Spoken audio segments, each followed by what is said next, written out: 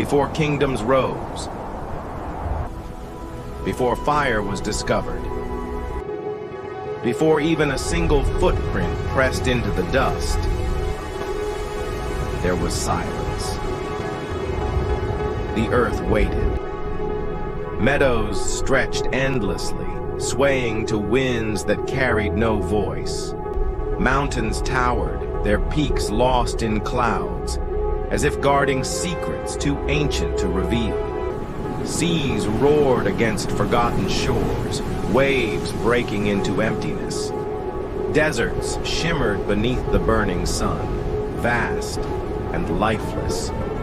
The world was magnificent, but it was incomplete. Something was missing. Someone was missing.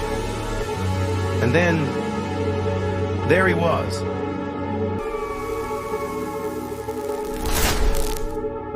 A solitary figure. Adam, the very first human. But who was this man? What was it like to be the only consciousness alive in a vast, waiting world? And what decision would he make that would forever echo through time and shape your very existence today? Adam's story did not begin here, in the wilderness of Earth. Number. His first breath was drawn in a place beyond imagination. Paradise. The scriptures describe it as a garden unlike any other. Rivers of crystal waters flowing in harmony, fruits hanging in endless abundance. A life where hunger never came, where thirst was unknown, where sorrow did not exist. It was perfect, eternal, safe, a place without pain, without death. But even here, in a world overflowing with beauty, Adam felt something stirring, something that made paradise incomplete: loneliness. And so, from Adam came Eve, not created as a stranger, but as a part of him, bone of his bone, flesh of his flesh. She was not merely a companion, she was his mirror, his partner, his equal. For the first time, Adam was no longer alone. Together, they laughed. Together, they marveled. Together, they discovered. It was the dawn of humanity, the first friendship, the first partnership, the first love story. But even paradise held a mystery. At its center stood a tree unlike any other, the tree of knowledge. Its fruit gleamed with promise. Its presence carried danger. They were warned. Do not eat of it. You have disobeyed. For if you do, my will. everything you know will collapse. There was a single command, one boundary in an endless world of freedom. Yet boundaries are meant to be tested. Temptation does not thunder. It whispers.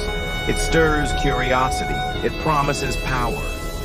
And so the whisper came. Did, what if you could be more? What if you could be like gods? What if this fruit could unlock everything? And in that moment, the garden held its breath. They reached out. They took the fruit. They tasted.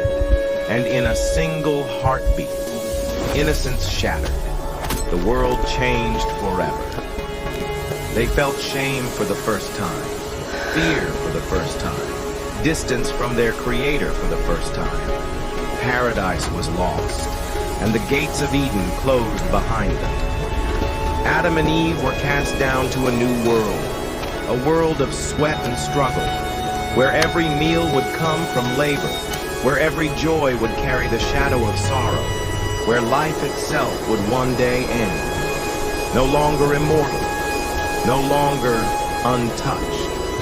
They walked into the wilderness of Earth, carrying both burden and destiny. But here is the question that has haunted humanity. Was this exile a curse? Or was it the very beginning of freedom? For in leaving paradise, Adam and Eve discovered something even greater: choice, the freedom to build, the freedom to love, the freedom to fail, the freedom to rise again. Every empire ever built, every song ever sung, every battle ever fought, traces back to that first choice in a garden. The burden of toil, the gift of free will. The story of humanity itself began with Adam and Eve. They were not only the first man and woman, they were the first parents, the first teachers, the first to weep, the first to hope, the first to dream. From dust came life, from paradise came exile, from one decision came us all. This is not just their story, it is our story. It is the story of the first humans on Earth. The story. But was it truly only Adam and Eve?